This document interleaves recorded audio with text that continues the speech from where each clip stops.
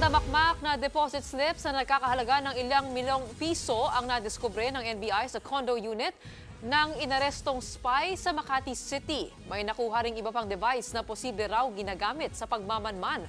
Nasa frontline ng balitang yan si Elaine Fulgencio.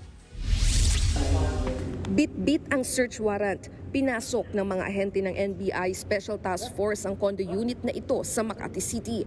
Ito raw ang pinupuntahan ng naarestong Chinese national kasamang 2 Pinoy na iniuugnay sa umano'y pang-espiya sa ilang kritikal na lugar sa bansa, kabilang ang mga base militar.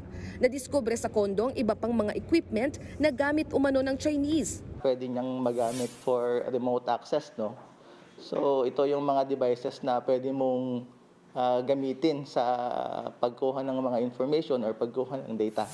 Kasama sa nakuhang ilang ID, passbook at mga deposit slips sa bangko, may device rin na ginagamit umano sa pag-transfer ng pera.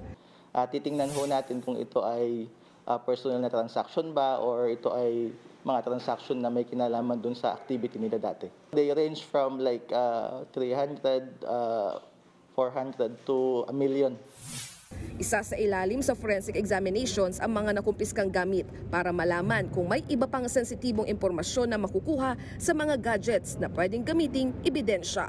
Nagbabalita mula sa frontline, Elaine Fulgencio, News 5. Mga kapatid, Cheryl Cosim po, huwag maging huli at maging una sa lahat sa balitaan. Para sa tuloy-tuloy na talakayan sa frontline, mag-follow at mag-subscribe sa social media pages ng News 5.